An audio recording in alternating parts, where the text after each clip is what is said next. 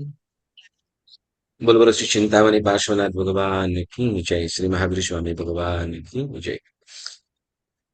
આપણે પ્રાર્થના કરીએ મંગલાચરણ। ઓમ નમો અરિહંતાણમ, ઓમ નમો સિદ્ધાણમ, ઓમ નમો આયર્યાણમ, ઓમ નમો ઉવચ્છાયાણમ, નમો લો એ સવ સાહુણમ, એસો પંચ નમુકારો સવ પાવપણાશનો, મંગલાણં ચ સવ્યેસિન પરમં હવૈ મંગલम्। मङ्गलं भगवान् वीरो मङ्गलं गौतमः प्रभो मङ्गलं स्थूलिभद्राद्या जैनधर्मोऽस्तु मङ्गलम्। अङ्गूठेऽमृतवसे लब्धितणा भण्डार श्रीगुरुगौतम समर्ये वाञ्छितफलदातार। अज्ञानतिमिरान्धानां ज्ञानाञ्जनं शलाकयः नेत्रमुन्मीलितं येन तस्मै श्रीगुरवे नमः। तस्मै श्रीगुरवे नमः। अनंतकारी चरम तीर्थंकर प्रभु महावीरदेवना चरणों में वंदना करिए। पुरुषादानीय श्री पार्श्व प्रभुना चरणों में वंदना। पूज्य आचार्य भगवंतो, उपाध्याय भगवंतो અને સર્વ સાધુ સાધ્વી જે ભગવંતોના ચરણોમાં વંદના કરીએ। અને આરાધક સર્વ શ્રાવક સારિકા ભાઈ બહેનો સૌને સાદર પ્રણામ। જય જિનેન્દ્ર। દેવગુરુ પસાઈ બધાય સુખ શાંતિમાં હશો? બધાય શાંતિમાં છો? આપણે દેવગુરુ પસાઈ આપણે સ્વાધ્યાય શરૂ કરીએ પહેલા સરસ મજાની સજ્જાઈ આપણને બધાને આવડતી એવી આ સજ્જાઈ આપણે સાંભળીએ ગાઈએ।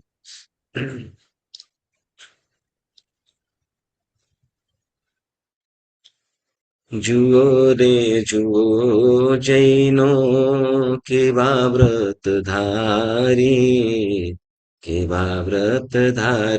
आगे थया नर नारी तेने वंदना अमारी। जुओ रे जुओ जैनो केवा व्रत धारी।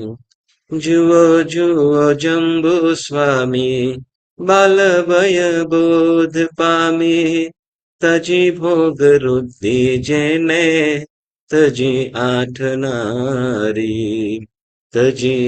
नारी तेने वंदना हमारी।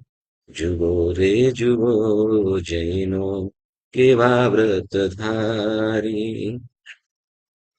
गज सुकुमाल मुनि दखे सिर पर धुनि। अडग रह्या ते ध्याने डग्या न लगारी तेने वंदना अमारी। जुओ रे जुओ जैनो केवा व्रत धारी। कोश्याना मंदिर मध्ये रह्या मुनि स्थूले भद्र। वेश्या संग वासो तो ये थया ना विकारी तेने वंदना हमारी। जुओ रे जुओ जैनो केवा व्रत धारी। सती तेरा झूलनारी जग मान जोड़ी एनी। पतिव्रता काजे कन्या रही ते कुंवारी तेने वंदना हमारी। जुओ रे जुओ जैनो केवा व्रत धारी। जनक सुता ते सीता 12 વર્ષ વનમાં વિદ્યા। ઘણું કષ્ટ વેઠ્યું તો એ ડગ્યા ના લગારી તેને વંદના અમારી। જુઓ રે જુઓ જૈનો કેવા વ્રત ધારી। સતી કલાવતી નામે થયા શંખપુર ગામે, કર નીચ કાપ્યા તો એ રહ્યા ટેક ધારી, રહ્યા ટેક ધારી તેને વંદના અમારી. જુઓ રે જુઓ જૈનો કેવા વ્રત ધારી. ધન્ય ધન્ય નર નારી કેવા દ્રઢ ટેક ધારી, જીવિત સુધાર્યું જેને પામ્યા ભવ પારી, પામ્યા ભવ પારી તેને વંદના અમારી. જુઓ રે જુઓ જૈનો કેવા વ્રત ધારી. એવું જાની સુજ્ઞ જૈનો એવા ઉત્તમ આપ બનો, વીર વિજય ધર્મ પ્રેમે દિયે ગતિ સારી, દિયે ગતિ સારી તેને વંદના અમારી. જુઓ રે જુઓ જૈનો કેવા વ્રત ધારી, જુઓ રે જુઓ જૈનો કેવા વ્રત ધારી. સૌને પ્રણામ. જય જિનેન્દ્ર. પુણ્યશાળીઓ બધા સુખ શાતામાં હશો. શાતામાં છો બધા?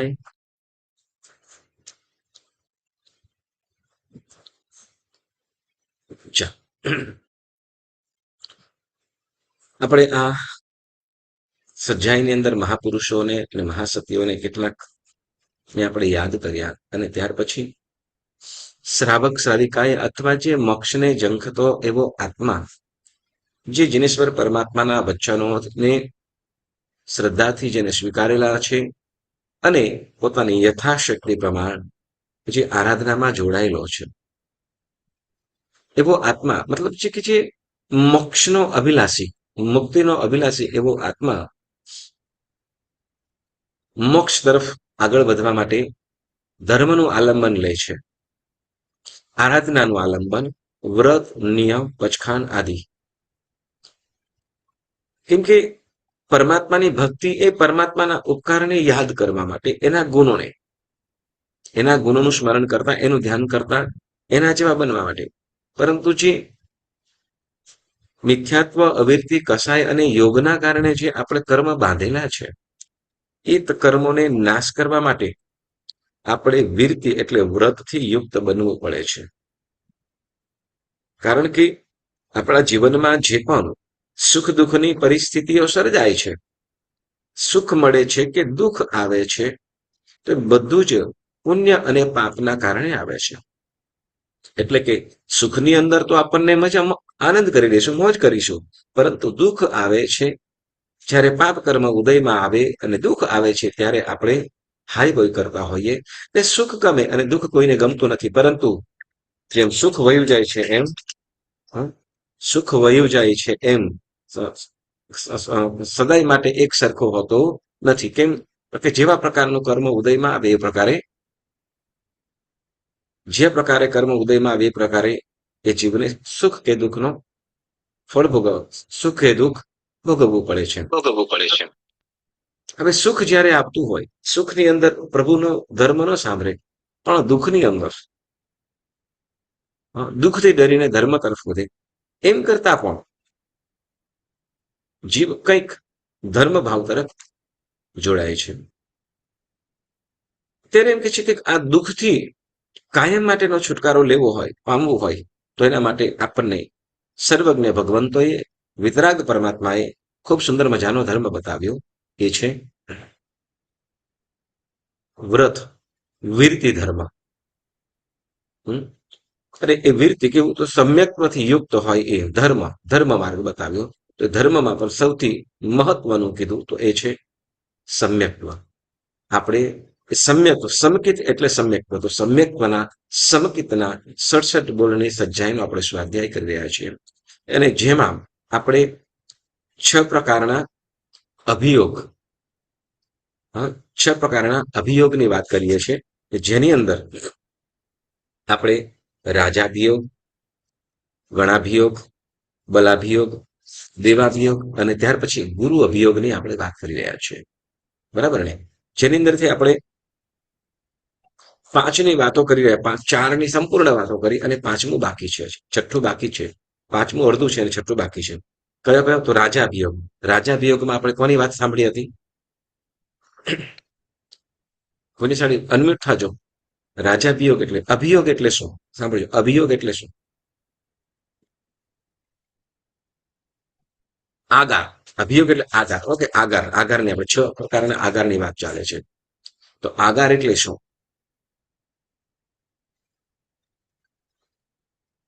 હેલો, મારો અવાજ આવે છે ને બધાને? હા, હા. આગાર એટલે શું? આગાર એટલે છૂટ. શું? આગાર એટલે છૂટ. ન છૂટકે, કોઈ ઓપ્શન ન હોય, કોઈ વિકલ્પ ન હોય તો અને એના વગર ચાલે એમ નથી, તો તે વખતે આપણે છૂટ લેવી પડતી હોય, છૂટ રાખવી પડતી હોય, તો એને અહીં આગાર કહેવામાં આવ્યું છે. એટલે આગાર એટલે છૂટ. તો એમાં 6 પ્રકારે આપણે કોઈ વ્રત પચખાન કર્યા છે, કે કોઈ નિયમથી પ્રતિબદ્ધ થયા છે, કોઈ સંકલ્પ કર્યો છે, કે સંકલ્પબદ્ધ થાય એટલે સંકલ્પથી, વચનથી, પ્રોમિસથી બંધાય છે કે હવે સેલ્ફને, બરાબર, સેલ્ફ માટે, એટલે પોતાના માટે આપણે જે પોતાના આત્મા માટે કઈ સંકલ્પ આપણે કર્યા છે, કે સમજો કે હું આ વસ્તુ નહીં જ વાપરીશ, આ વસ્તુનો મારે કાયમ માટેનો ત્યાગ, આ વસ્તુ કાયમ કરીશ. તો એના માટે એ નિયમથી જે બંધાઈએ અને કોઈ વખતે સંજોગ વસાત કદાચ ન થાય, ન થાય અથવા ન છૂટકે ભૂલથી આપણે કરવાની ઈચ્છા નથી, પરંતુ કોઈ વખતે બળજબરીના કારણે કે કંઈક કે ભયના કારણે, આગ્રહના કારણે આપણે એ વસ્તુ કરવાની ઈચ્છા નથી, પરંતુ છતાંય કરવી પડે, બરાબર? તો એને અહીંયા શું કહેવામાં આવ્યું? છૂટ. અને એને અહીંયા આગાર તરીકે આપણે કહીએ છીએ. તો જેમાં આપણે રાજાભિયોગની વાત કરી હતી, બરાબર ને? રાજાભિયોગ, જેમાં આપણે ધનપાલ કવિની વાત સાંભળી હતી. ખ્યાલ છે ને? ધનપાલ કવિ પછી, ધનપાલ કવિ પછી કાર્તિક શેઠ. કોણ? મિથ્યાત્વી લોકોને સેવા, આમ એને ઔચિત્ય સેવા પૂજા એને ભક્તિ કરવી નહીં, પરંતુ રાજાના કહેવાથી એમને કરવું પડ્યું, ન છૂટકે, બરાબર? તો એ શું કહેવાય છે? રાજાભિયોગ. આપણે ધનપાલ કવિનું એમાં જે 5મા આરાની બનેલો પ્રશ્ન, મતલબ કે આપણે ભક્તામર સ્તોત્ર રચાયું એ સમયની અંદર તે વખતની વાર્તા હતી. અને એના પહેલા કાર્તિક શેઠની વાત તો ખબર, બહુ પ્રભુ મહાવીર પહેલા અથવા એ સમય દરમિયાન, બરાબર? ત્યાર પછી આપણે કીધું ગણાભિયોગ. ગણાભિયોગ માટે આપણે કોની કથા સાંભળી હતી? સુદર્શન શેઠ. સુધર્મ રાજાની. કોની? સુધર્મ રાજા. કોઈને ખ્યાલ છે કે સુધર્મ રાજાએ પોતાના ધર્મ કેવી રીતે અડગ રહ્યા? નગરની બહાર ગયા હતા ચોરને પકડવા માટે, અને પછી ચોરને પકડીને તો આવી ગયા, પણ હવે નગરની અંદર પ્રવેશ થવાતું નથી. શું કરે છે? તો કે જ્યાં પ્રવેશ કરવા માટે જાય અને ત્યાં દરવાજો તૂટી પડ્યો. 1 વખત, 2 વખત, 3 વખત. પછી ખબર પડી કે શું? તો કે આ દરવાજો ક્યારે? તો કે કોઈ અધિષ્ઠાયક દેવ છે એનો, એને શું? તો કે કોઈ પુરુષની બલિ જોઈએ છે, તો એ દરવાજો થાય. સુધર્મ રાજાએ કીધું, હું કોઈ પણ જીવને બલિ આપીશ નહીં. તે વખતે રાજાને ભારે પણ ન રખાય, એટલે રાજાને મૌન રહેવાનું કીધું. અને મંત્રીઓ અને મહાજનો વગેરે ભેગા થઈને તો રાજા બારે રહી કોઈ પણ રીતે યોગ્ય નથી. એટલે આપણે રાજા તો ધર્મ, એમાં પોતાના ધર્મની અંદર અડગ છે, અને આપણે તો ધ્યાન કરવું પડશે ને. એટલે મંત્રી સંત્રીઓ વગેરે કરીને ભેગા થઈને શું કોઈ પુરુષને લાવ્યો, કોઈ બ્રાહ્મણ, એનું નામ પણ હતું, બરાબર ને? એને લાવ્યો અને બલિ ચડાવવા માટે. પરંતુ જ્યારે રાજા પાસે પહોંચ્યો ત્યારે ખ્યાલ આવ્યો કે શું? આને બલિ આપવા માટે લઈ જાય છે ને મારા શરણે આવ્યો છે. બાળક કોઈ પણ રીતે રાજાએ એને આપ્યું નહીં. પોતાના ધર્મ, અહિંસા ધર્મનું સંપૂર્ણ રીતે પાલન, કોઈ પણ જીવનો વધ તો ન જ કરવા દીધો. ભલે મારે નગર પણ જોતું નથી, કાંઈ પણ જોતું નથી, બરાબર ને? તો એવી રીતે ધર્મ આ દેવો દ્વારા પરીક્ષા હતી, અને અંતે સુધર્મ રાજાએ પોતાના નિયમની અંદર મારે રાજપાટ કાંઈ પણ જોતું નથી, અને કોઈ પણ આની હનવાની વિચારણા કરશે, શૂલ્ય ચડાવવા માટે વિચારશે, બલિ આપવાનું વિચારશે, તો એને મારો સામનો કરવો પડશે. અને અંતે રાજાએ પોતાના વ્રતની અંદર, પોતાના નિયમની અંદર, સંકલ્પમાં અડગ રહેતા દેવો પણ ખરેખર શાબાશી આપી, વંદન કરીને દેવો પણ તે પોતાના સ્વસ્થાને ગયા. એવું આપણે સુધરમાં ગણાભિયોગમાં વાત કરી. પછી બલાભિયોગમાં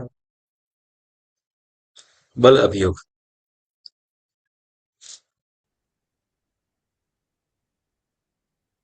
પ્રણામ જયજી ને ખબર નહીં બધા એક સાથે ક્યાં વયા ગયા હતા ભાઈ? અમે તો હતા. અમે અમે ખોવાઈ વયા. તમે ખોવાઈ ગયા હતા.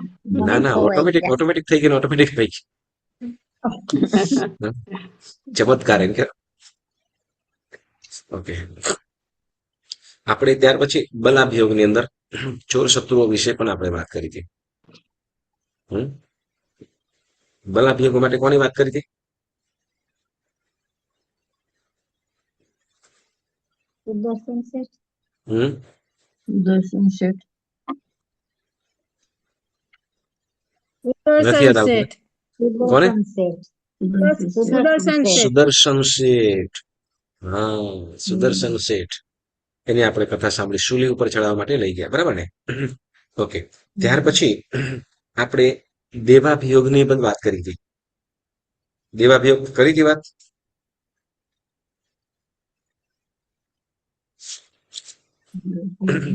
ચાલો, એનું આપણે રિવાઇઝ નેક્સ્ટ ટાઈમ કરી લઈશું.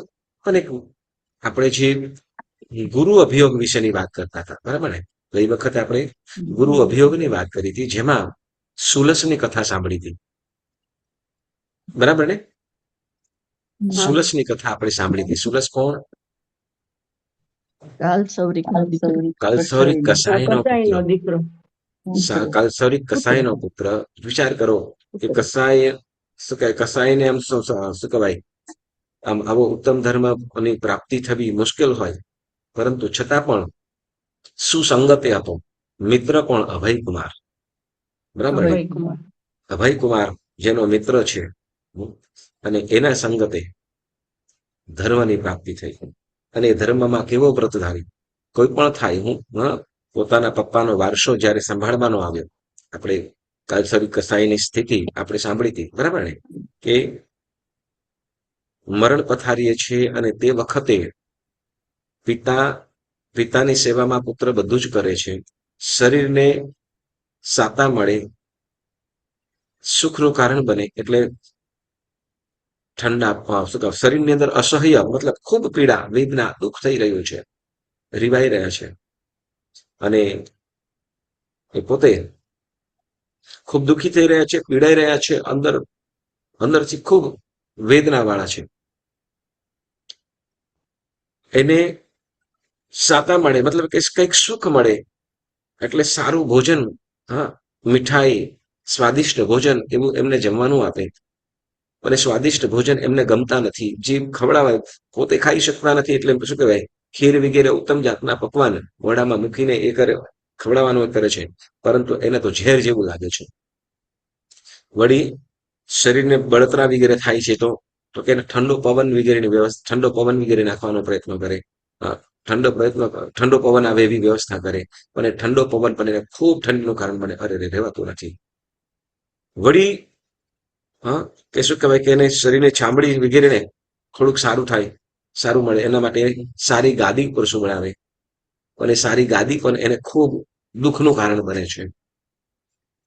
સુગંધી જળનો છંટકાવ કરે, સુગંધી જળનો છંટકાવ કરે, તો એ પણ શું કરે, તો કે એને સેજ પણ ગમે નહીં. જે સુખનું કારણ બને, બરાબર ને? સુખનું કારણ બને, સુખ માટેનું જે સાધનો છે, એ ઓલા માટે દુઃખનું કારણ બને છે, મતલબ દુઃખ થાય છે. હવે અભયકુમાર પાસે વાત કરી, અને અભયકુમાર કોઈ જ્ઞાની ભગવંત પાસે વાત સાંભળી, અને ત્યારે ખ્યાલ આવ્યો શું, તો કે આ કાલસરી કસાઈને શું, કે હવે નરક તરફ નહીં જવાનું. નરક તો કે હિંસા વગેરે કરી છે, હવે નરક વગેરે આનુપૂર્વ્ય ઉદયમાં આવી છે, એટલે કે એને નરકમાં લઈ જાય એવા એના કર્મ જાગૃત થયા છે. કેમ કે નરકની અંદરના જે જીવો છે, એવા દુઃખની અંદર છે, અને એ તરફ જઈ રહ્યો છે, એટલે અહીંનું જે સુખના સાધનો છે, એના માટે દુઃખનું કારણ બનેલું છે, એને દુઃખનું કારણ બનેલું છે. એટલે હવે શું કરે, હવે ત્યાં શું કરે કે એને તો કે કાલસરી કસાઈને તો કે કહે છે શું તો કે એને સુગંધી જળ નહીં, સારા વિલેપન નહીં, પણ શું તો કે ગટરની વિષ્ઠા એના શરીર ઉપર રેડો, વળી એને સારી સુંદર પથારી ઉપર નહીં, પરંતુ શું તો કે કાંટા અને કાકરા એવા ધારદાર હોય જે શરીરની અંદર ખૂંચી જાય એવી પથારી ઉપર, બાવળના કાંટા હોય એવી કાંટાળી પથારી ઉપર એને સુવડાવો. એવી રીતે સુવડાવે એટલે એને કંઈક હાશકારો થાય, એને હાશકારો થાય. વળી એમ કે છે કે ઠંડો શું કહેવાય સુગંધી જળની જગ્યાએ શું કહેવાય ગંધ દુર્ગંધ, જેમાં ભયંકર દુર્ગંધ આવતી હોય એવી વસ્તુ એની પાસે, એને એવો પવન કરો. એટલે આવી વસ્તુઓ હવે એને કંઈક થાય છે. કારણ તો કે જે દુઃખના કારણો છે હવે એને એ સુખનું સુખ આપે છે. સુખ આપે છે એટલે એને કંઈક રાહત મળે છે. પુણ્યશાળીઓ આ વસ્તુ એમ સમજવાનું આપણે કે જે સુખ દુઃખના કારણો જે આપણા માટે દુઃખનું કારણ છે, ખૂબ દુઃખમાં આવે છે, અને એ સુખ જ્યારે લાગતું હોય ત્યારે શું તો સમજવાનું કે દુર્ગતિ તરફ જવાની તૈયારીમાં છે. એવી રીતે આપણે સુલસની આપણે કથા સાંભળી કે જે પોતાના પિતાની સેવા તો કરી, પરંતુ જ્યારે પોતાના પિતાનો વારસો એટલે ધંધો પાડા જે કાપવાનો છે ધંધો હવે એને કહેવામાં આવ્યો. થોડાક દિવસો તો ન કર્યું, પરંતુ હવે તો આગ્રહ કરીને ઘર કુટુંબીજનો સગા સંબંધીઓ, માતા બહેન કાકા કાકી મામા મામી વગેરે બધા કહેવા લાગ્યા કે હવે ભાઈ તમારે કરવું પડે. ત્યારે કે છે હું આ ધંધો કોઈ પણ રીતે કરી, ઘર ગુજરાન ચલાવવા માટે હું બીજું કંઈ પણ કરીશ, પરંતુ એ કસાઈનું કાર્ય નહીં કરું. અને ત્યારે કે છે કે ના, આપણો આ પરંપરાગત આપણે આપણા વારસાગત દાદા પરદાદા કાર્ય કરતા આવ્યા છે એટલે આપણે કરવાનું. પણ એને કીધું કે નહીં, હું નહીં કરું. કારણ કે શું તો કે આ પાપ કરીને શું કહેવાય, પાપ કરીને ધન કમાઈને આપણે મારે કરવાનું થાય, તો એવું નહીં કરીએ. બરાબર ને? ઓલા સગાજનો કહે કે શું તો કે જેમ તમે પાપની કમાઈ કરીને ધન લાવો છો, તો એ ધન અમે આપણે બધા સાથે મળીને ખાઈએ છીએ. તો એમ ધનથી આપણે બધા ધન સાથે મળીને ખાઈએ છીએ. તો જે તમે જે પાપકારો કરો છો, તો એ પાપ કરતા જે પાપ કરો છો એ પાપ કરીને જે કમાઈ લાવો છો, તમારા પાપની અંદર પણ અમે બધા ભાગીદાર ખરા. ઓલા સ્વજનો કીધું એ પાપની અંદર પણ આપણે સાથે મળીને બધા ભોગવી લઈશું. પણ એવું થઈ શકતું નથી. સુલસ કે છે શું કહેવાય એમ તમે લઈ લેશો. એમ પોતાના પગ ઉપર કુહાડો માર્યો અને ત્યાં કીધું કે હવે શું તો મારો પગ ખૂબ અને દુખે છે, હવે પીડા થાય છે, બળે છે, અંદર દુખે છે, દુઃખ થાય છે. કેમ કે કુહાડો પગ ઉપર માર્યો છે. હાઈવો થઈ રહી છે કે કહી રહ્યો છે કે હવે મારું જે દુઃખ છે, મારી જે પીડા છે તમે લઈ લો. પણ ત્યારે ઓલા સગા સંબંધીઓ કીધું કે અરે રે શું તો કે એ તો અમે કેવી રીતે લઈ શકીએ, કેમ કે કુહાડો કોને વાગ્યો છે, તમે તમારી જાતે માર્યો છે, તમારા પગ ઉપર માર્યો છે. હવે કદાચ અમે શું કહેવાય ઓલા કહે છે કે તમારું એ દુઃખ અમે ના લઈ શકીએ, તમારું દુઃખ અમે ન લઈ શકીએ. એટલે લોકો કહેવા લાગ્યા કે શું કહેવાય કે હવે એ સુલસ કહેવા લાગ્યો કે જો તમે મારું આ દુઃખ ન લઈ શકતા હો, એમાં ભાગીદાર ન થઈ શકતા હો, તો હું જે મારા પાપની કમાઈ કરું છું તમારા માટે, હું જે પાપ કરું તો એ મારું પાપ તમે કેવી રીતે લઈ શકશો? નિરુત્તર થયા અને સુલસ પોતે શ્રાવક ધર્મનું આરાધન કરી આત્મકલ્યાણ પણ કર્યું. મૂળ વસ્તુ એટલે કે ઘર સંબંધી પરિવારજનો કહેવા છતાં પણ એ કોઈ પણ રીતે એમની વાતને ન જ માની, મતલબ પોતાનો ધર્મ જે શ્રાવક ધર્મની અંદર અડગ રહ્યા. એટલે કે પાપકારી પ્રવૃત્તિ ન કરી અડગ રહેવું જોઈએ. એટલે આપણે આ વ્રતની અંદર આપણે જે સજાઈની અંદર કીધું ને, જુઓ રે જુઓ જૈનો કેવા વ્રતધારી આગે થયા નર નારી તેને વંદના હારી. જુઓ રે જુઓ જૈનો કેવા વ્રતધારી. અહીંયા તો કેટલાક નામ કીધા, કેમ કે એવા તો હજારો ને લાખો નામ મળશે, પરંતુ જે પણ વ્રતની અંદર અડગ રહ્યા છે તો એ બધાને પણ આપણે સ્મરણ કરીએ, યાદ કરીએ. એવી રીતે પુણ્યશાળીઓ આપણે હવે પછી એક બીજી પણ કથા છે જે આ ગુરુ અભિયોગમાં જ આવે છે. ઘણી વખતે આપણે સાંભળેલું હોવા છતાં પણ એને ફરીથી શ્રવણ કરતા આપણા શુભ ભાવ જાગૃત થાય છે. આપણે વૃત્તિ ગુરુ અભિયોગ એટલે ગુરુ અભિયોગનો મતલબ તો કે માતા પિતા વડીલ કાકા કાકી માસા માસી વગેરે જે પણ વડીલો છે, પછી એમાં કુલગુરુઓ કે વિદ્યાચાર્ય શિક્ષા દેનારા એ લોકો હોય તો એ લોકો પણ શેમાં આવી જાય તો કે ગુરુની અંદર આવી જાય, કે જેનો આપણે આદર સત્કાર હોઈએ તે બધા. એમાં શું કે મોટા ભાઈ હોય તો એ પણ આવી જાય, ભાઈ ભાભી વગેરે બધા પણ આવી જાય. તો એના આગ્રહથી ન છૂટકે કરવું પડે, પણ એમાં પણ મારે આ કાર્ય નથી કરવું તો નથી કરવું એવા નિયમથી અડગ રહીએ તો એ જ આપણને તારણહારું બને છે. એક વસ્તુ એક વાત કીધું બરાબર ને, દરેક જીવ આપણે એનું સચ્ચાઈ કહીએ છીએ, એક સજાય આપણે ગઈ વખતે મારા ખ્યાલ પ્રમાણે બોલ્યા હતા, આપ સ્વભાવ મેરે અવધુ સદા મગન મેં રહેના, જગત જીવ હે કર્માધીના, અચરીજ કછુ અનલીના.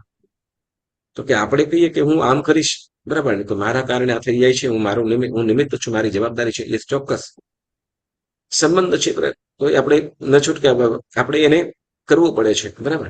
પરંતુ એક વસ્તુ યાદ રાખી લેવાની કે કદાચ આપણે નતા ત્યારે પણ દુનિયા હતી અને આપણે નહીં હશું તો પણ થવાનું છે જે થવાનું, કેમ કે દરેક જીવ શું કહે, જગત જીવ હે કર્માધીના, દરેક જીવ પોતપોતાના કર્મનું જ ફળ ભોગવે છે.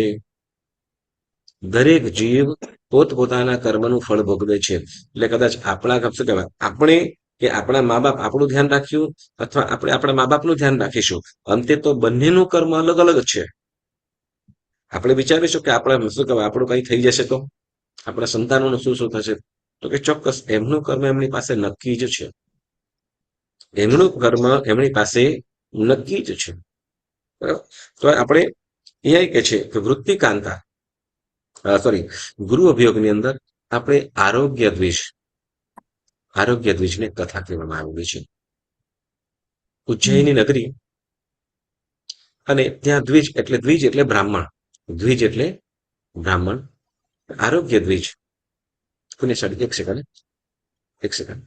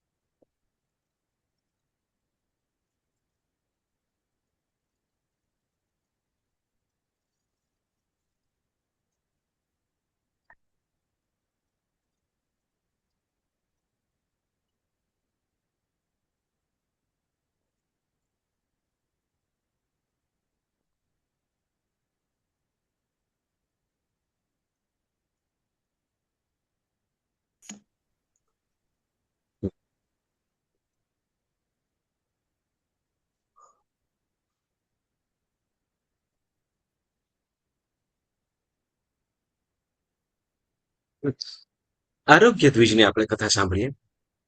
ઉજ્જૈની નગરી અને એમાં બ્રાહ્મણ પરિવાર રહે. એ પરિવારની અંદર આમ ખૂબ સુખી સંપન્ન કુટુંબ, પરંતુ રોગ વ્યાધિ અવસ્થાઓ આવે તો એ કોઈ ગરીબાઈ કે ગરીબ કે ગમે તે બધાને ગમે તે આવે છે. દુઃખ ગમે તેવો જીવ હોય એને આવે અને આવ્યા, મતલબ એ પાપ કર્મના ઉદય એને દુઃખ આવે છે. તો એ કયા ઘરમાં છે કે કઈ અવસ્થામાં છે એને જોતું નથી. હવે આ બ્રાહ્મણ પરિવાર અને એને ત્યાં પુત્રનો જન્મ થયો. બ્રાહ્મણ પરિવાર અને એમાં પણ પાછું કેવું હતું કે શ્રાવક ધર્મને પામેલા એવા. આપણું જૈન ધર્મ છે એ જૈન ધર્મ સર્વ વર્ણના જીવો કરે છે. આપણો ધર્મ કેવું છે, કર્મ પ્રધાન છે. એવું કર્મ પ્રધાન એટલે મતલબ કે જે પણ કોઈ પણ ધર્મ, આપણે જૈન ધર્મની આરાધના કોઈ પણ જીવ કરી શકે છે, એમાં કોઈ જ્ઞાતિને બંધન નથી. હવે એ દ્વિજ એટલે એ બ્રાહ્મણ જૈન ધર્મને માનનારું હતું, એટલે સબ ધર્મની આરાધના કરવા વાળા. એમને ત્યાં પુત્રનો જન્મ થયો. વળી કર્મના યોગે બાળપણથી જ સાવ બીમાર અવસ્થા છે. બાળપણથી એટલે જન્મ ત્યારથી જ ખૂબ એટલે ખૂબ રોગ છે, બીમાર છે. માતા પિતા ધન વૈભવથી આમ પરિસ્થિતિ સરસ, વૈદ્ય પણ કરાવે, દવાઓ પણ કરાવે, વૈદ્ય અને દવાઓ એનું ઔષધિઓ વગેરે કરીને રોગને દૂર કરવાનો પ્રયત્ન કરે. પરંતુ કર્મના યોગે, મહાપાપ કર્મના કદાચ યોગે એનો કોઈ પણ રીતે એ રોગ દૂર થતો નથી.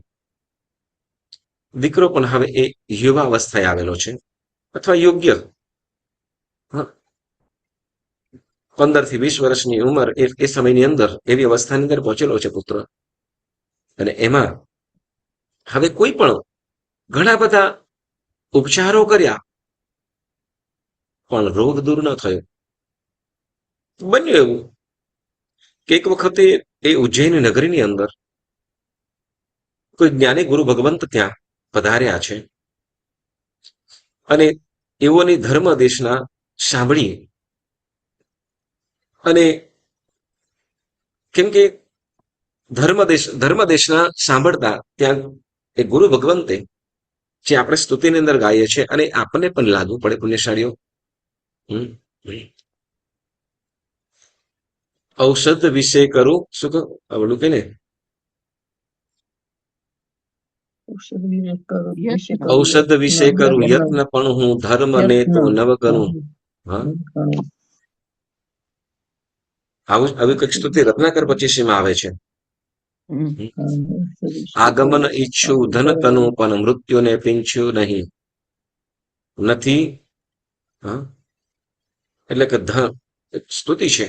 હા, મેં ભોગ, હા યસ, મેં ભોગ સારા ચિંતવ્યાને, બોલો, રોગ સમચિંત્યા નહીં. આગમન ઈચ્છું ધન તનુ પણ મૃત્યુને પીછ્યું નહીં.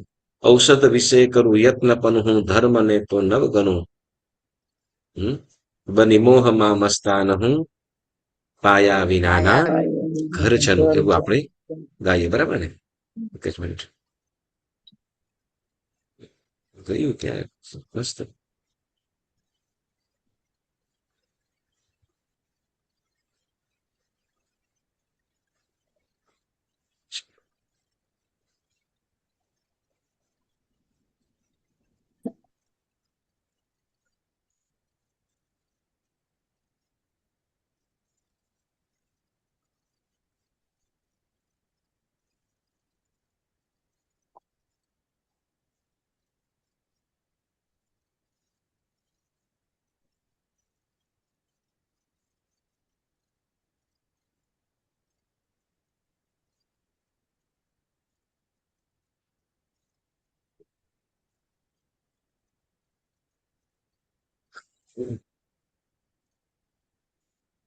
હા, પુણ્યશાળી અવાજ આવે છે ને? હા, ઓકે.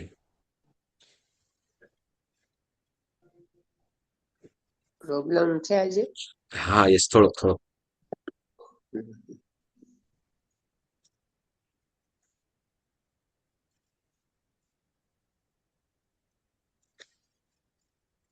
ઓકે, તો આપણે, હા, એક સ્તુતિની અંદર બહુ સુંદર મજાની વાત કહેવામાં આવેલી છે. આયુષ્ય ઘટતું જાય તો પણ પાપ બુદ્ધિ નવ ઘટે. આશા જીવનની જાય પણ વિષયાભિલાષા નવ મટે.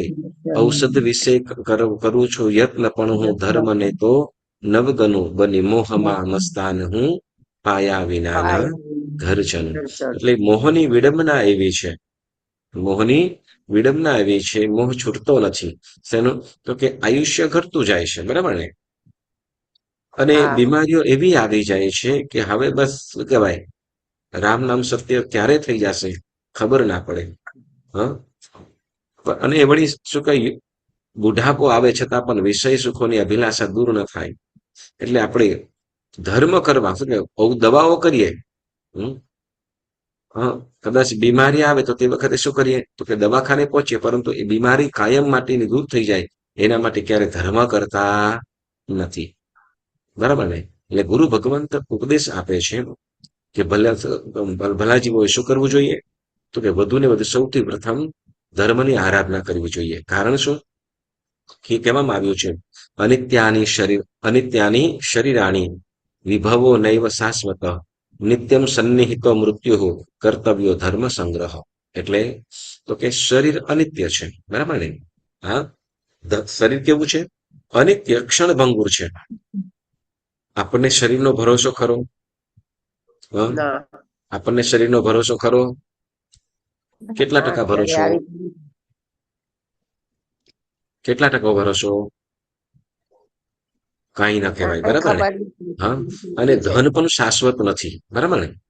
વિભવ નૈવ શાશ્વત, એટલે ધન પણ શાશ્વત નથી. ક્યારે આપણી પાસે અત્યારે એમ કહીએ કે આપણી પાસે ધન સંપત્તિ છે, લાખો કે કરોડો કદાચ બેંકની અંદર છે, ને આપણે કે મારી પાસે આટલું ધન તો છે, પણ એમ કીધું કે બેંક વાળાએ ઉઠમણા કરી લીધા. બોલો આપણે હાલત શું થાય? શું ડિપ્રેશન. થાય? બરાબર ને? નિમાણા થઈ જાય ને આપણે? યસ, ચોક્કસ, બરાબર ને? હા. અને હોય એમાંથી પણ તો કે હા, બેંકમાં રાખીએ તો ઉઠમણાનો ડર, ઘરમાં રાખીએ તો મહેમાનનો ડર. ઓલા બિન બોલાય મહેમાનની વાત કરીએ, બરાબર? અને મૃત્યુની તો કોઈ વાત કરી જ ન શકાય. ખબર નહીં શું કહેવાય, કેવી રીતે શાંતિ સુતા હતા ને પછી ઉઠાય જ નહીં.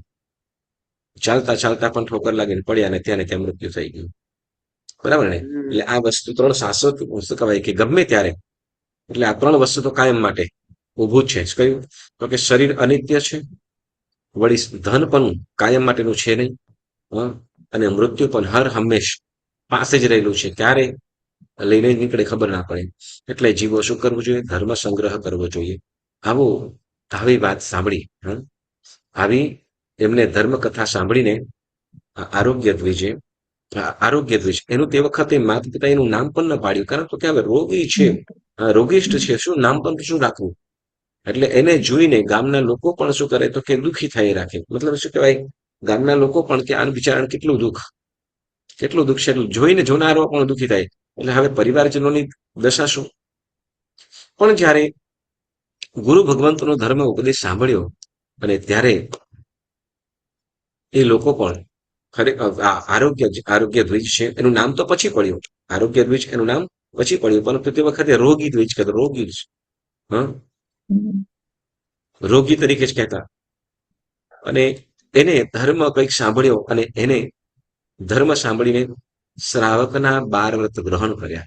એટલે કે શ્રાવક જીવન જીવવાનો સંકલ્પ કર્યો. હવે શ્રાવક થયા છે એટલે તે વખતે મોટા મોટા ધનિષ્ઠ લોકો પણ શું કરે છે તો એની સેવાની અંદર છે. કારણ તો કે કેમ કે શુદ્ધ જીવન, શુદ્ધ શ્રાવકનું જીવન જીવી રહ્યા છે, શુદ્ધ શ્રાવકનું જીવન જીવી રહ્યા છે. અને તે વખતે એની ખૂબ સુંદર લોકો એટલે કે જે એના એ રોગને દૂર કરવા માટે પ્રયત્ન કરવા લાગ્યા અને ચિકિત્સા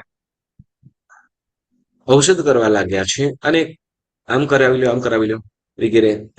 પણ અહીં હવે આરોગ્ય દ્વિજ છે એ કોઈ પણ રીતે હવે કોઈ પણ અપેક્ષા રાખ્યા વગર કદાચ કરતા હોય તો ભલે કરે, પણ એમની કોઈ પણ મારો રોગ દૂર થઈ જાય કે એ લોકો કરવું હોય તો કરે, ના કરે, પોતાને કોઈ પણ અપેક્ષા નથી. લોકો ઘણું બધું કહે છે પરંતુ એ પોતે કઈ કરતા નથી. કારણ તો કે આપણે છે ને આપણા જીવનની અંદર પણ આપણે હંમેશા આ એક વસ્તુ વાત યાદ રાખી લેવાનું. શું? હંમેશા ઘણી વખતે આ વાક્ય બોલતો હોઉં છું, દુઃખ ભર્યા સંસારમાં સહુ માનવી મૂંઝાય છે, દુઃખ આવે છે કર્મથી એ વાત ક્યાં સમજાય છે. આપણા જીવનની અંદર દુઃખ આવે છે, દુઃખ પણ કોને? તો કે આપણે જ કરેલું પાપ કર્મ એ ઉદયમાં આવે છે અને આપણે પાપને ભોગવીએ, એ ફળને ભોગવીએ છીએ દુઃખ સ્વરૂપે. તો હવે આરોગ્ય દ્વિજને જ્યારે દુઃખ આવ્યું છે, દુઃખને હવે સમતા ભાવથી સમતાપૂર્વક એ વેદનાને દુઃખને સહન કરે છે, જેને કે સમ્યક રીતે હવે સહન કરવા લાગ્યો. સમ્યક રીતે સહન કરવું એટલે શું? સાચી રીતે સહન કરવું એટલે તો કે દુઃખ આવતા એ પોતે પીડામાં શરીરમાં પીડા છે, એ પીડા છે જ, પરંતુ એના તરફ ધ્યાન ન દે, પરંતુ ધર્મ તરફ ધ્યાન આપે. કારણ શું? તો કે હે જીવ, તે કર્મ કર્યું છે, તે ભોગવ્યું છે, તે કર્મ બાંધ્યું છે તો એ કર્મને ભોગવવું પણ તારે છે. એટલે હાઈ હોય કરવાની કઈ જરૂર નથી. ઘણી વખત કહેતો હોઉં કે ભાઈ શું કહેવાય કે આપણે એક જ એક્ઝામ્પલ બોલું કે આપણે કંઈ પણ દરવાજો બંધ કરતા કે કડી લગાડતા આપણી આંગળી કદાચ આવી જાય તો શું કરીએ આપણે? હા, વેદના થાય, પણ તે વખતે દરવાજાને ભૂક્કો નથી મારતા. બરાબર ને? કારણ મિસ્ટેક કોની હતી? આપણી જ. બરાબર ને? તો આપણને દુઃખ આવે છે એ પણ કર્મ કોને બાંધ્યું હતું? કર્મથી દુઃખ આપે, કર્મ દુઃખ આપે છે, પણ એ કર્મ બાંધ્યું કોને? આપણે પોતે. આપણે પોતે જ બાંધ્યું હતું. એટલે એ વખતે કોઈને પણ એટલે કર્મને એકબીજાને દોષ ન દેતા શું તો કે કર્મનો દોષ. આમ તો કર્મનો પણ શું દોષ? કર્મ શું કરે? એ તો મેં કર્મ કર્યું હતું ને મને દુઃખ મળ્યું. એટલે એવા ભાવ. એટલે દુઃખ આવતા જયારે પોતાની જ ભૂલ આવે તે વખતે, પોતાની જ જયારે ભૂલ જણાય ત્યારે તે વખતે શું થાય? તો કે ના, હાઈ બોય કરવાની શું જરૂર? એટલે સમ્યક રીતે દુઃખ આવે તો કર્મનો પણ દોષ ન દેતા, તો કે પોતાનો જ દોષ, કોઈનો દોષ નથી. ભૂલથી થયું, પણ ભૂલથી પણ પોતાનાથી થયું. હવે આવા શું ભાવથી ઘણી સારી સેવાઓ કરે છે, પરંતુ કંઈક પાપ કર્મના યોગે દુઃખ એ નથી થતા. હવે આ પરંતુ એ નિયમના વ્રતની અંદર અડગ છે, વ્રતમાં અડગ રહ્યા છે. હવે એ આરોગ્ય દ્વેષ એવા સત્વવાળો થયો છે કે હવે ગમે તેવું દુઃખ તો છે જ, પરંતુ વધારે થાય તો પણ એને કઈ અશુભ ભાવમાં નથી જતો.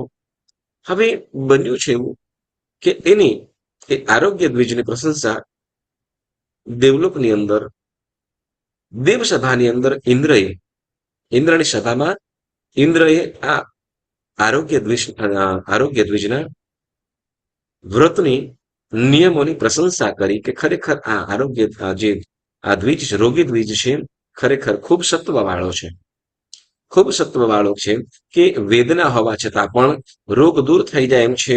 તો એવી વેદનાઓને પણ એ ક્ષમતા ભાવથી સહન કરે છે, કોઈ પણ પ્રકારની ચિકિત્સા એટલે કે વૈજ્ઞાનિક કે દવાઓની અપેક્ષા વિના. એટલે એના વ્રતની જે અડગતા છે ખરેખર ખૂબ પ્રશંસનીય છે. જ્યારે આ વાત સાંભળી દેવસભામાંનો કોઈ દેવ એ ઇન્દ્રની પ્રશંસા જરા ખોટી પાડવા અથવા એને મન યોગ્ય ન લાગ્યું અને ત્યાંથી આરોગ્ય દ્વિજને પરીક્ષા કરવા માટે ત્યાંથી એ પોતે નીચે આવી ગયો. ઉજ્જૈની નગરીની અંદર આરોગ્ય છે એ દેવ છે. એ દેવ બે બ્રાહ્મણનું રૂપ લીધું અને એ બ્રાહ્મણો કેવા તો કે જે વૈદ્ય છે, દવાઓના જાણકાર છે, એવા થઈને ત્યાં આવ્યા છે. ત્યાં આવીને કેવા લાગ્યા આરોગ્ય દ્વિજને, કે તમે શું કરો? તો કે તમે તમારા જે શરીરનો રોગ છે એ શરીરના રોગને અમે દૂર કરી દઈશું. તો તમે દૂર કરી દો, પણ તમારે એના માટે તમારે ઔષધ લેવા પડશે અને ઔષધની અંદર થોડુંક છે, પણ તમારું શરીર સ્વસ્થ થઈ જાય એમ છે. બ્રાહ્મણો આવ્યા છે, દેવો બ્રાહ્મણનું રૂપ લઈને આવ્યા છે અને ત્યાં કહેવા લાગ્યા. અને એમાં વળી કોઈ આવે એટલે સહજ છે, બોલો પથારી વસ છે અને આવે એટલે સહજ કે ઘરના પરિવારજનો પણ કાકા કાકી માસા માસી વગેરે જે સ્વજનો મતલબ એ ત્યાં આવ્યા અને કીધું કે હવે તમારે શું કે તમારું આયુષ્ય ઘણું લાંબુ છે અને તમે જો આ તમને દવાઓ કઈ આ 3 વસ્તુ જો કરવામાં આવે, 3-4 વસ્તુઓ જે કહીએ એ તમે કરશો તો તમારે ચોક્કસ તમારો રોગ દૂર થઈ જશે. કેમ કે તમારું શરીર તમારું આયુષ્ય ઘણું લાંબુ છે. રોગ તમારો દૂર થઈ જાય એટલે તમે ખૂબ સુખને અનુભવશો. મતલબ કે રોગ દૂર થઈ જાય એટલે તમે સાતાને પામશો. અને ત્યારે કહેવામાં આવ્યું અમને શું તમારે રાત્રિના સમયની અંદર શું કે મધનું ભક્ષણ અને મદિરાપાન, રાત્રિના શું કરવાનું છે મદિરાપાન, અને પછી થોડુંક માંસ પણ ખાવું પડશે, કેમ કે દવા તરીકે. શું કીધું? મધ, માખણ, માંસ અને કે મદિરા, આ 4 વસ્તુ શું કહ્યું તમારે આ સમય દરમિયાન લેવાનું રહે, તો જેથી તમારો રોગ થોડા જ સમયની અંદર તમારું આ રોગ દૂર થઈ જશે. અને ગેરંટી પણ આપે છે આરોગ્ય દ્વિજ કહે છે કે કોઈ પણ રીતે શું તો કે જેના વ્રત કર્યા છે, પચકાન કર્યા છે, હવે મારે કદાચ મરણ પણ થવું પડે, મરણને શરણ થવું, પરંતુ આ જે તમે દવા તરીકે ઔષધ તરીકે કીધું એનું તો કોઈ પણ રીતે એનું ભક્ષણ તો નહીં જ કરી, ઔષધ કરીશ નહીં. કે છે કે શરીરને ઓલા કારણ એને સામે કીધું શું તો કે માંસ ભક્ષણ કેવી રીતે થાય કે પોતાને જીવવા માટે અન્ય જીવોને હણવા પડે, તો એવું મોટું પાપ કરીને તો માત્ર આ શરીર કદાચ રોગ દૂર થઈ જાય તો પણ વધુ ને વધુ કેટલા 100 વર્ષ 150 વર્ષ, પછી તો કે પંચેન્દ્રિય જીવોનું હંસા કરીને પાપ લઈને અસંખ્ય વર્ષોની એ નરકની અંદર વેદનાઓ સહન કરવા માટે જવું, એવું પાપ મને નથી જોતું. એવું પાપ કરીને મને મારા શરીરને સ્વસ્થ નથી કરવું, પંચેન્દ્રિય જીવની હિંસા કરવી પડે ના. અને એમ કે માંસ પ્રાપ્તિ માટે, માંસ માટે શું કરવું પડે તો કે જીવની હિંસા થયા વગર માંસ મળે નહીં. એટલે પંચેન્દ્રિય જીવની હિંસા કોઈ પણ રીતે નહીં. આપણે તો પુણ્યશાળીઓ જૈન શ્રાવક શ્રાવિકાએ તુરસ્કાયના જીવોની જૈના રક્ષા કરવું એટલે કીડી મકોડા વગેરેની પણ આપણે રક્ષા જ કરવાની છે, બરાબર ને? કોઈ પણ સર્વ જીવોની જૈન. વળી કે છે તો કે મધ પુણ્યશાળીઓ તમારા માટે ખાસ ઘણા બધા, જો કે તમે આમાં છો, બધા સમજો છો, જાણો છો, એટલે નથી જ કરતા, પણ ઇન્વોલ્વ પણ નહીં થવાનું. મધ માટે વાત કરવામાં આવે તો મધની વાત કરીએ તો કે મધ, એક ટીપું મધનું ભક્ષણ કરે, એક ટીપું મધ ભક્ષણ કરે તો એમાં કેટલું પાપ લાગે તો કે 7 ગામ બાળે, સંપૂર્ણ બાળી નાખે. જેમાં પશુઓ આવી જાય, માણસો આવે, પક્ષીઓ આવી જાય, નાના મોટા જીવજંતુઓ આવી જાય, અને 7 એટલે 7 ગામ બાળે એટલું પાપ માત્ર એક ટીપું મધનું ભક્ષણ કરવાથી પાપ લાગે છે. કારણ શું તો કે એમાં હજારો ને હજારો એ માખીઓ એ મધપૂડાની સાથે જોડાયેલી હોય અને એનાથી મરી જાય છે. વળી સાથે સાથે એ મધપૂડો પડતા એ મધમાખીઓના ઈંડા, એની અંદર જે નાના નાના જીવજંતુઓ બચ્ચાઓ હોય એ બધાય મરણ પામે. એટલે મધ શું કહેવાય, ઔષધિ માટે પણ નહીં, દવા તરીકે પણ નહીં લેવા. એક ટીપું ખાલી લઈએ એમાં કેટલું તો કે 7 ગામ બાળ્યા જેટલું પાપ લાગે છે. એનો હર હંમેશ માટે ત્યાગ કરી દેવાનો. જો આપણે પાપથી બચવું છે, જો મુક્તિ તરફ મતલબ કે શિવપદ તરફ કાયમનું સુખ પામવું છે, તો પહેલા તો શું કે વધારે પડતું જે પાપ બંધાય છે એનો આપણે ત્યાગ કરીએ. પછી કીધું માખણની વાત કરવામાં આવે, જેને આપણે 6 મહાવિગયો કીધી. માખણ તો કે જેવું છાશમાંથી છૂટું પડે એટલે માખણની અંદર અસંખ્ય બેઇન્દ્રિય જીવો ઉત્પન્ન થઈ જાય છે. જન્મ મરણ ચાલુ જ હોય છે, ઉત્પત્તિ ચવન ચાલુ જ હોય છે. એટલે શું કરે તો કે એવું માખણ પણ નહીં વપરાય. મધ, મદિરા, માંસ અને માખણ, આ 4 વસ્તુ કીધી. આ બાજુ કોઈ પણ રીતે એમને તૈયાર ન જ કર્યું, ન જ તૈયાર થયા, ન જ કર્યું. હવે કેવા લાગ્યા ઓલા જે વેજ છે, દેવો જે બ્રાહ્મણના રૂપે આવેલા છે, કેવા લાગ્યા છે કે જેમ શું કહેવાય કે શરીર હશે તો ધર્મ કરશો, જો શરીર જ ન હોય તો ધર્મ કેવી રીતે કરશો? એટલે જેમ શું કે પહાડ હોય તો ત્યાંથી નદી નીકળતી હોય, બરાબર ને? એટલે જે પહાડથી જેમ નદી નીકળે છે એમ શરીરથી ધર્મ થાય છે. એટલે શું કરો તો કે શરીરને સાચવવા માટે પણ શું કરો તો કે ધર્મ. એ રીતે પણ આ ઔષધ કરીને પછી તમે ધર્મ કરીને તમારા પાપ ધોઈ શકો.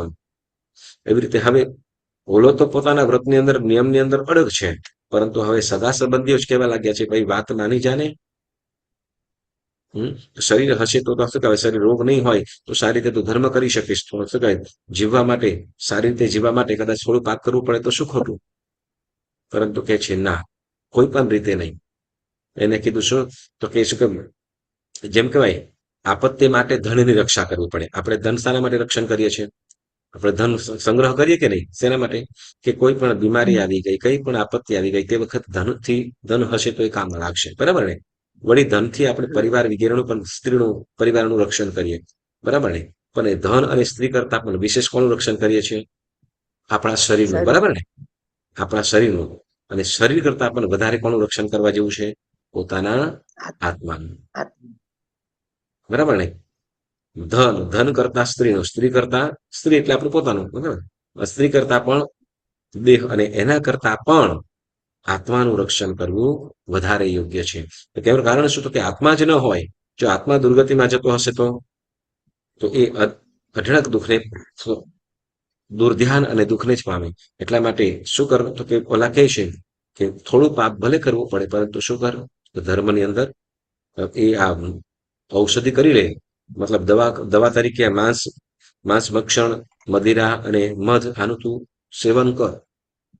પણ કોઈ પણ રીતે કે નહીં, સૌથી વધારે મનુષ્યને સૌથી વધારે રક્ષણ કરવામાં કોઈ યોગ્ય હોય તે કોણ છે? કે આત્મા. જો આત્મા જો દુર્ગતિમાં જતો હોય તો બાકીનું બધું જ નકામું. આરોગ્ય જે દ્વિજ છે, આ જે રોગી દ્વિજ છે, એ કોઈ પણ રીતે કોઈની પણ વાતને ન જ માની પોતાના વ્રતની અંદર, એ શ્રાવકના વ્રતની અંદર અડગ રહ્યો. અને તે વખતે આ જે બ્રાહ્મણો છે, ખરેખર તમારા વ્રતને, તમારે એ વ્રતમાં તમે જે રોગની દરકાર ન કરતા, તમે જે ધર્મની સંભાળ કરી, છે. ધન્ય છે તમારા સત્વને, ધન્ય છે તમારા વ્રત નિયમની અડગતાને.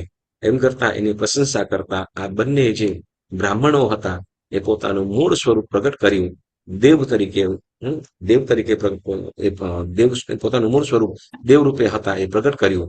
અને ત્યાં એને ખરેખર એની પ્રશંસા કરી, અનુમોદના કરી. અને ત્યાં એવા સુંદર મજાના રત્નો, સાંભળજો, સુંદર મજાના રત્નો એવા ગોઠવ્યા કે રત્નોના કારણે જ, એ રત્નના પ્રભાવના કારણે જે એના શરીરની અંદર રોગ હતા, એ રોગ પણ વિના ઔષધે, કોઈ પણ પ્રકારની દવા વિના એના બધા રોગ પણ દૂર થઈ ગયા. અને અહીંયા આરોગ્ય દ્વિજ છે એકદમ સ્વસ્થ શરીર પ્રાપ્ત કર્યું. અને રોગમાંથી જે રોગ હતા બધા રોગ દૂર થઈ ગયા. અને એવું ઉત્તમ સ્વાસ્થ્યને પામ્યો કે જેના કારણે એનું નામ લોકો આરોગ્ય દ્વિજ તરીકે એને ઓળખવામાં આવ્યું. આરોગ્ય દ્વિજ.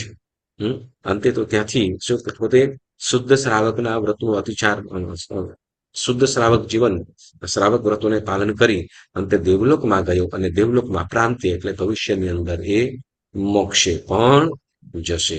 તો એવી ખૂબ સુંદર મજાની આ આરોગ્ય દ્વિજની કથા સાંભળી. પુણ્યશાળીઓ, આપણે પણ એક યાદ રાખવાનું, અનિત્યાની શરીરાની વિભવો નૈવ શાશ્વત, નિત્યમ સન્નિહિતો મૃત્યુ, કૃત ધર્મ સંગ્રહ સંચય. એટલે શું? તો કે ધર્મનો સંગ્રહ, ધર્મનો સંચય નિત્ય ને હર હંમેશ કરતા રહેવું. કેમ? તો કે આપણે કહીએ ને, ગુજરાતીમાં કહીએ, ધન મેળવવાની દોડમાં નિધન થઈ ગયા. એટલે અને મૃત્યુ હંમેશા નિકટ છે, સાથે જ છે. ક્યારે આપણે અહીંયાથી પ્રાણનું પંખે ઉડી જશે ખબર નથી. તો જે પણ આપણને શરીર મળ્યું છે, સમય મળ્યો છે, તો એને આપણે વધુ ને વધુ ધર્મ સંચયની અંદર જોડીએ. એ સાથે આજનો સ્વાધ્યાય સ્થગિત કરીએ. જેના જ્ઞા વિરુદ્ધ પુણ્યશાળીઓ કાંઈ પણ બોલાવ્યું હોય તો મન વચન કાયાથી ત્રિવિધે ઉચ્ચામી નીકળો. સરસ. મંગલ પ્રાર્થના કરીશું. ખામે સર્વ જીવે સર્વે જીવા તમંતુ મે મિત્તે મે સર્વ ભુવેષુ વૈરમ મજ્જન કે નહીં. શિવમસ્તુ સર્વજગતઃ પરહિત નિરતા ભવन्तु ભૂતગણા દોષાઃ પ્રયાન્તુ નાશં સર્વત્ર સુખી ભવતુ લોકઃ. ઉપસર્ગાઃ ક્ષયં યાન્તિ છિદ્યन्ते વિઘ્નવલ્લય મનઃ પ્રસન્નતામેતિ પૂજ્યમાને જિનેશ્વરી. સર્વમંગલ માંગલ્યં સર્વકલ્યાણકારણં પ્રધાनं સર્વધર્માણાં જૈતિ શાસનમ. બોલ બોલ શ્રી ચિંતામણી પાર્શ્વનાથ ભગવાન કી જય. શ્રી મહાવીર સ્વામી ભગવાન કી જય. શ્રી જનશાસન દેવ કી જય. સૌને પ્રણામ. વિશ્વના સુખ શાંતિ માટે બધાએ 12 નું સ્મરણ કરીશું. 12